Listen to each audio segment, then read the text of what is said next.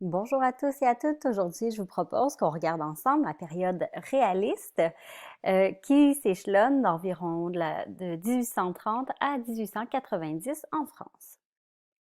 D'abord, regardons les définitions ensemble. Le réalisme se veut être un mouvement littéraire, artistique et culturel du 19e siècle, de 1830 à 1890, dont la mission est d'exprimer la réalité le plus fidèlement possible et ce sans l'idéaliser.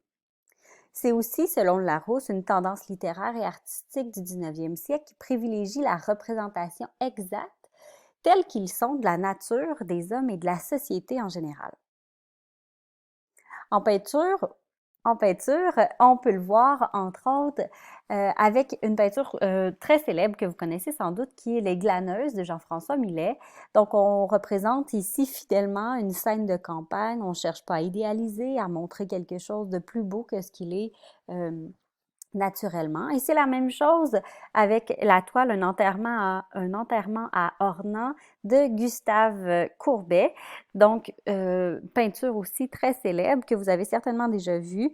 Peinture très sombre où les personnages sont évidemment tristes, sont à un enterrement. Donc, on cherche à représenter une situation de la vie courante, de la vie tout à fait normale, voire même banale, mais qui n'est pas coutume à l'époque, évidemment.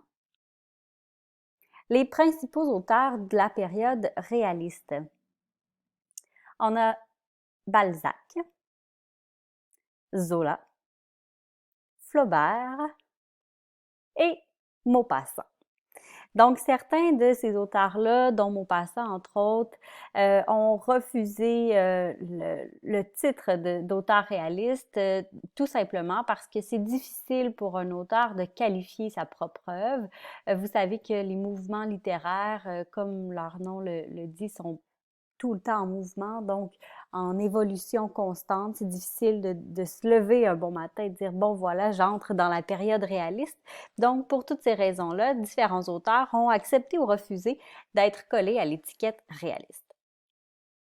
Le contexte socio-historique qui nous amène dans la période réaliste. Donc, il faut se rappeler la Révolution de 1789 qui a amené le début de la République française et surtout, ce qui a un impact majeur dans la période réaliste, c'est la Révolution industrielle de 1848 en Europe, donc qui enclenche la fin de la monarchie de Juillet, mais qui, entre autres, a des répercussions très importantes, entre autres parce qu'on est face à l'industrialisation, l'urbanisation, le développement scientifique et technologique et la naissance des sciences humaines.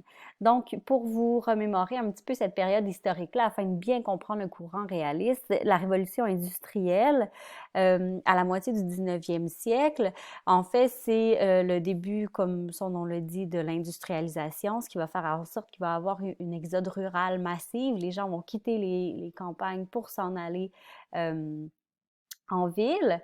Donc, on va s'installer dans les villes pour que les ouvriers puissent travailler, ce qui va faire en sorte qu'il va y avoir deux classes sociales bien distinctes qui vont prendre naissance dans ce mouvement d'industrialisation-là.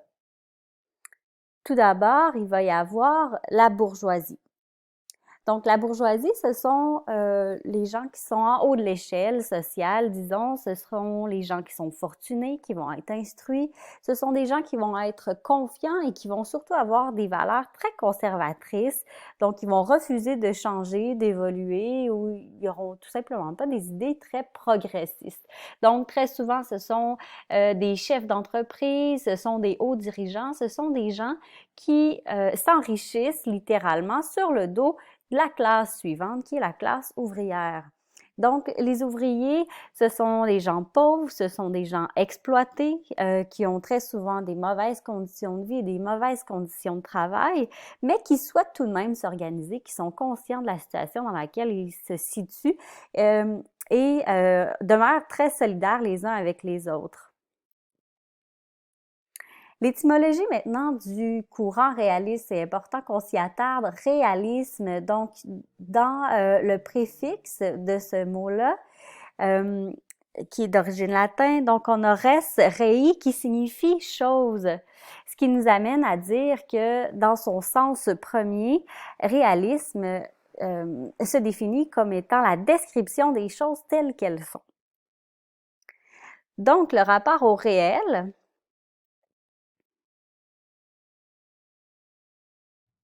voilà. Donc, dans ce mouvement littéraire-là, ce que les auteurs cherchent à faire, entre autres, on se rappelle aussi qu'on est en réaction au mouvement précédent, hein, comme les mouvements littéraires fonctionnent. Donc, c'est toujours parce qu'on souhaite faire différemment des gens qui nous ont précédés qu'il y a une avancée, une évolution. Donc, on souhaite ici réagir au mouvement romantique qui cherchait à idéaliser la société, donc à montrer tous les bons côtés de l'homme, à être très exalté d'un point de vue émotif. Ici, on s'en va plutôt du côté de la raison. Donc, on cherche à rendre compte du réel le plus objectivement possible, puis de montrer l'homme tel qu'il est réellement, c'est-à-dire qu'on ne cherche plus à l'idéaliser, on va vraiment le montrer tel qu'il est, avec ses revers, tout particulièrement, avec ses défauts, donc l'homme dans toute sa nature, tout simplement. Pourquoi on cherche à faire ça? Ben, on cherche à comprendre, essayer de comprendre les problèmes sociaux puis les comportements humains. La période d'industrialisation, c'est aussi une période où le développement des sciences humaines est très forte, à la suite du courant des Lumières aussi. Donc, on s'interroge beaucoup à comprendre l'homme, à comprendre le fonctionnement de la société aussi. Donc, les récits réalistes en sont le bon moyen. On va prendre l'écrivain comme un témoin de son époque, ni plus ni moins. Donc, l'écrivain va se donner le titre de transmetteur de la réalité dans son œuvre littéraire.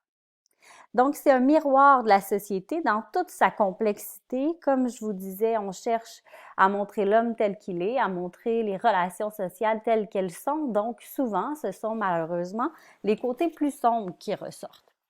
On cherche à mettre en lumière les travers de l'homme et les différentes injustices afin d'en faire prendre conscience au lecteur pour qu'il puisse changer les choses. Donc, c'est une forme d'engagement social qui est la littérature réaliste.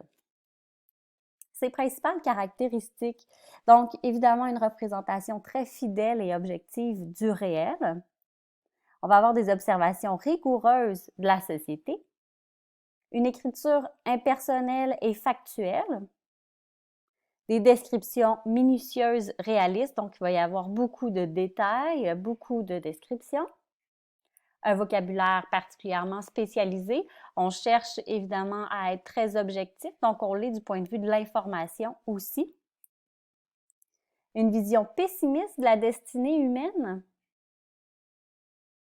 Et tous les sujets sont permis, même les sujets les plus triviaux. Les thèmes de prédilection maintenant de la littérature réaliste. Donc, les ascensions et les chutes sociales, entre autres, on cherche à dépeindre la lutte des classes sociales, la distinction qu'il y a entre les ouvriers, donc la classe prolétaire, et les bourgeois, entre autres. Donc, ce sont des thèmes qui vont être récurrents. Le rapport des pouvoirs dans la société, la puissance de l'argent, inévitablement, c'est ce qui mène la structure sociale de l'époque, et de notre époque aussi d'ailleurs. L'amour et le désenchantement. Si pendant la période romantique, donc la période précédente, on cherchait à idéaliser les relations amoureuses et les relations passionnelles, ici on montre plutôt que les relations amoureuses sont souvent vouées à l'échec. On cherche à dépeindre la misère du peuple, tout ça évidemment pour la dénoncer. Dénonciation des vices de la société en général et de sa construction, et la puissance des instincts aussi. Selon Louis-Edmond Duranty, dans Le réalisme, qui est un texte fondateur pour cette période-là, en 1856, il définit cette période de cette façon. Donc, le réalisme conclut à la reproduction exacte, complète, sincère du milieu social de l'époque où l'on vit. Cette reproduction doit donc être aussi simple que possible pour être compréhensible à tout le monde. Soit que l'écrivain aille de lui-même chercher les sujets d'observation ou qu'il vienne s'offrir naturellement à lui, qu'il entreprenne de peindre la société entière ou qu'il se borne à son petit coin personnel, il faut qu'il ne déforme rien. Cette question devient tout le réalisme pratique. Donc, vous aurez compris qu'on cherche réellement à à dresser un portrait complet, global de l'homme et de la société à l'époque, en laissant évidemment aucunement de côté tous les aspects qu'habituellement on ne cherche pas à montrer, donc on laisse cacher. On veut avoir accès à une réalité totale. Donc, je vous invite pour compléter l'information à lire les différents textes que je vous propose, à aller visionner quelques vidéos sur YouTube. Vous avez les liens ici, vous en avez aussi déposé sur Léa, et à vous informer davantage sur deux auteurs qu'on étudiera davantage aussi, donc Émile Zola et Guy de Maupassant. Voilà, bonne lecture!